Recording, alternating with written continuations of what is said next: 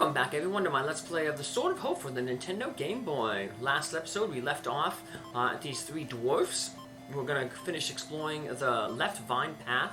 As you can see, I did some level grinding. Got myself up to the max level, 31. I'll show off the stats then for that level in just a second here. But yeah, while my episode from yesterday was I was marrying the audio to the video and then uploading it onto YouTube. Basically took that time to do the level grinding. So took about like 2 hours. Was like I said, it lets me show off the final stats, the max stats in the game. So I'll just talk with all the dwarves here again, and they'll head to the right. No need to fight anymore because we have maxed out level. Remember though, at level 25 you can run from all enemies, so that's usually the level that they say you can beat the game at.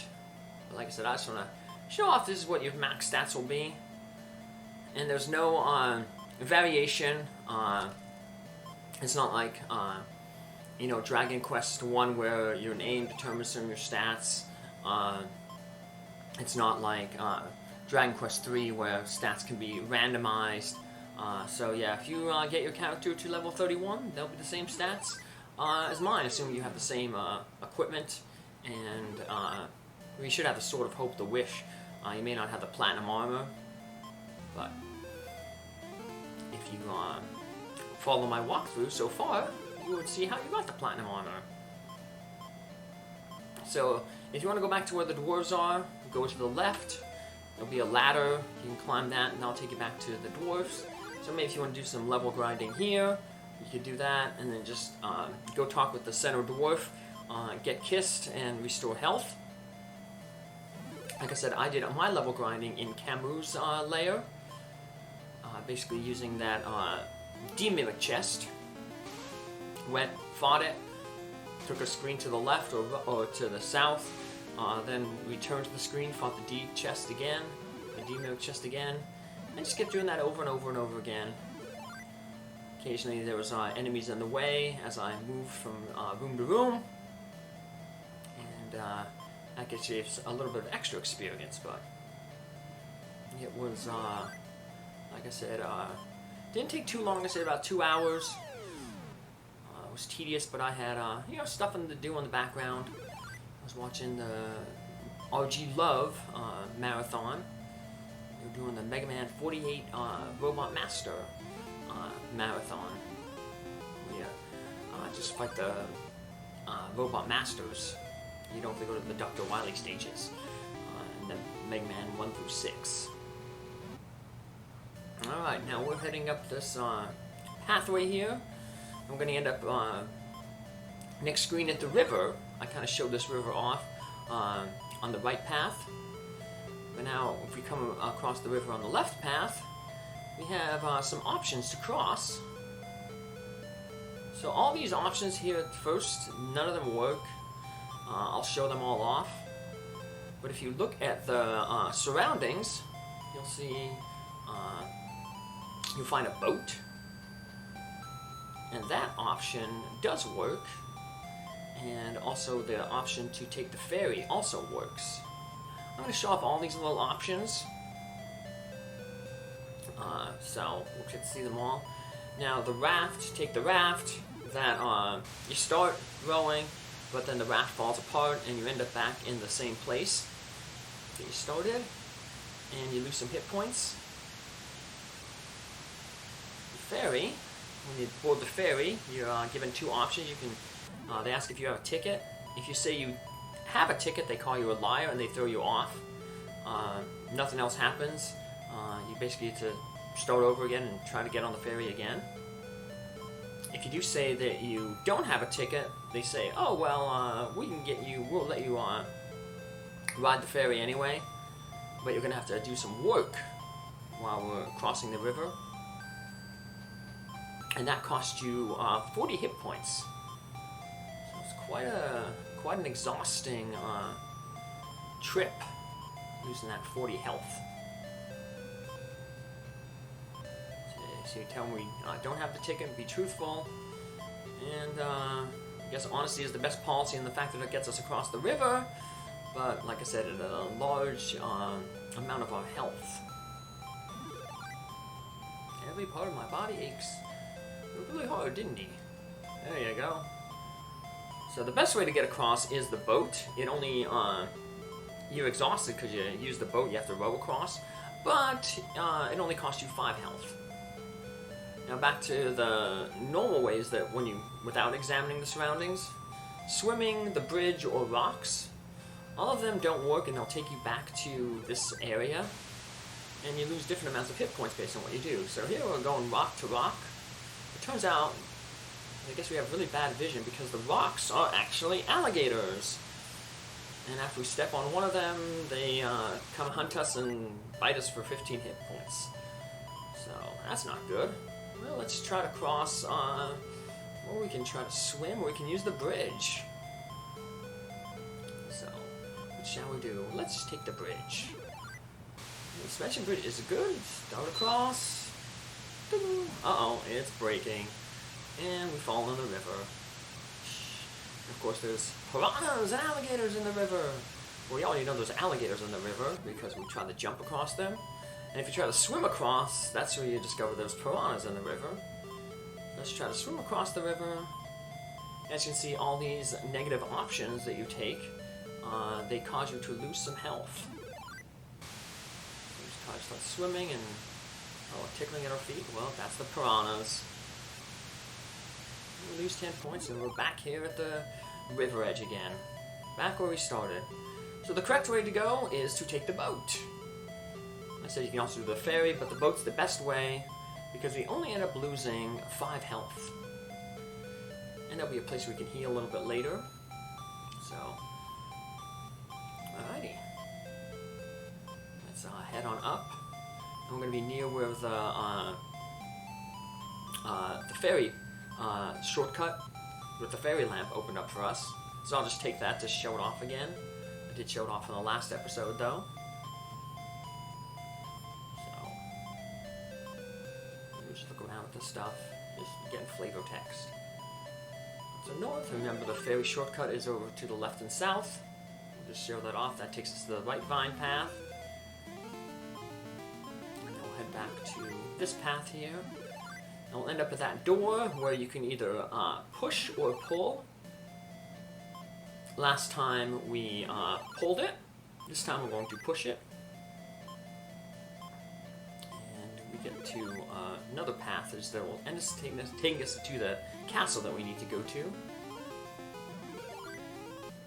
Like the pathway, if you pull the door, there will be a treasure chest. But this treasure chest that is on the push path is actually guarded by a monster. Like I said, there was 3 remaining monsters that we need to fight. All are special encounters. We got this treasure chest monster, the Grimlock. And then we have the evil dragon and King Hennessy. The Grimlock monster that we'll be fighting, it's kind of similar to the imp that we fought to learn about the existence of the Mudman that had Camu's ring. In that it can steal your gold. Actually, you kind of want it to steal your gold, because that's basically an attack that isn't going to deal any damage to you. The other thing that the Grimlock can do is it can cast the Recover Max spell, which can be really annoying because Recover Max obviously restores all its health, but he doesn't have too much health. He only has 80 hit points, so finish him off there pretty easy. And unfortunately nothing in the chest. Alright, now if you go north, that basically takes you to where you want to go. So I'm just going to go to the right just to show off these rooms. There's nothing in them, they're empty. So it's just extra movement. Looking around. Like I said, we want to head to the north of the Grimlock chest. We have another door here, and this door will warp us to almost right outside the castle. So like I said, either way, if you push or pull the door, you'll end up at a door that will warp you to the same location. right here, this room. And to the north, a few screens, is the castle. If you don't want to use the teleport spell, I don't know why you wouldn't, but want to go back into the vine path, you would just go left and south. That would take you back to the 3-door room. North is where there's a merchant, a black marketeer merchant, so if you want to buy some herbs, barley, wheat, that's the last place really to do it. We climbed the ivy and now we're in the castle. So, we're going to see that we have 3 options, south, east, and west. Going west will take us back down to the castle gate. South will take us into the Queen's room, and east will take us into the throne room.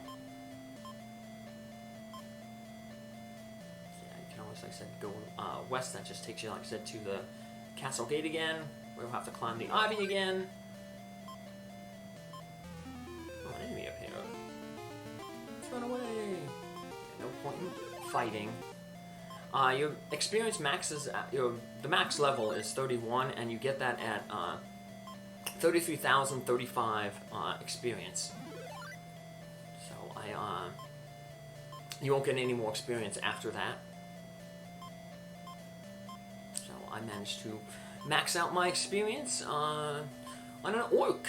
It was the last battle I fought. So here in the Queen's room, we look at the mirror. We basically says we can look for her guidance. Remember how we summoned the Queen back in the real world? We used the ruby at the and that summoned the Queen. So let's use the ruby again here, and we'll actually get to see her. And she gives us a little clue that the dragon and her father has gone into the mirror world, and a clue to enter the mirror world is in the throne. So we could go east then north to the throne, but there was a monster in the way, so I'm just trying to backtrack this way, but I ended up meeting monsters anyway. Yeah, let's go into the throne room. The throne.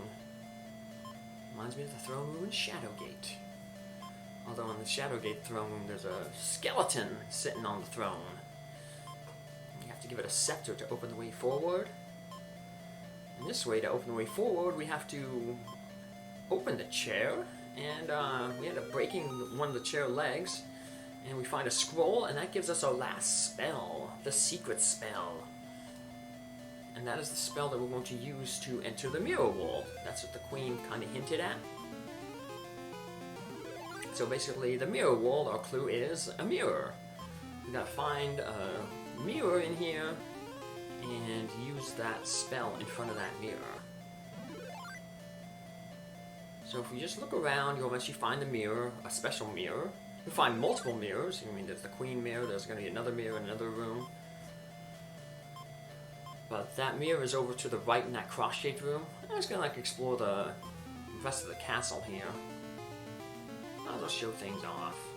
Castle is pretty small, but this is like the final area, and it's made larger when we go into the mirror world. The mirror world is just basically a reflection of the real world. So it'll be the castle in reverse, but we're able to do a little bit more exploration. We'll be able to explore the castle grounds, and that's where we're going to end up finding a hidden passage to take us down underground to where the king and the dragon are. Nothing really happening here at the dining hall. Let's head up to the pantry. We can find some gold or some barley, but we have maxed out barley, so it's just going to default to gold. But yeah, if you want to heal yourself up, use some barley, because you can find some here in the open the kitchen when you open the cupboard. Open cupboard. Yeah, we found gold. There's going to be another place where we can heal later on, so if you don't feel like wasting barley to heal, there's going to be a healing point up on the second floor. So back here in the main room, if we go south, well, that takes us outside, and unfortunately we left through that gate, but the gate doesn't stay open. So yeah, you're gonna have to go all the way back through the castle, taking the ivy. But like I said, the castle ain't too big. So we'll just do a quick backtrack real quick. Go to the Queen's room, then east. And we're in that cross room again. There's one more room that we can look down on the bottom floor. Let's go find that room. Remember, don't fight the druids, they're a pain in the butt. All their magic.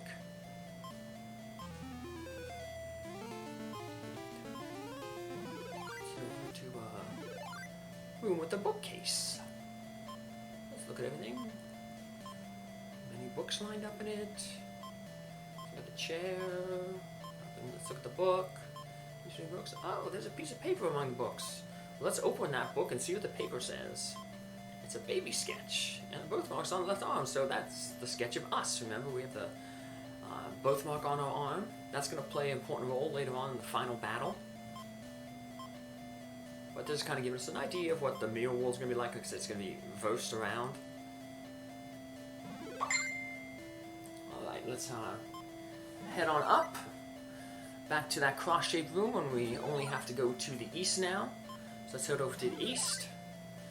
Spacious living room, and look, there's a mirror there. First, let's head up. This is our room. Let's look at the wall. Plain wall. Look at the portrait. Hey, it's us. How we imagine ourselves grown up. But apparently we are more handsome than what we thought we'd be. And if we look at the painting, we are trying to open it up. The darkness in control of thing is the dragon, basically. Just there's a little bit of the intro about the mirror world. Tells us that things are reversed, and gives us another clue once again that the secret to entering the mirror world is in the throne. So here we have a bathroom, and this might be a throwback to Uninvited. There's this vent that we can't reach by merely jumping. Might be a way out. In Uninvited, you have to go to a bathroom, and you have to open the... you close the door behind you, and then you turn on the water in the bathtub, and you flood the room. And as the room fills with water, it allows you to swim up to the vent to get to where the final boss is in that game. So it's kind of a throwback to Uninvited, which eventually I will play. But you do want to open up the faucet here, because opening up the faucet, a green liquid comes out, but it's a healing liquid, and it'll give you back 30 hit points.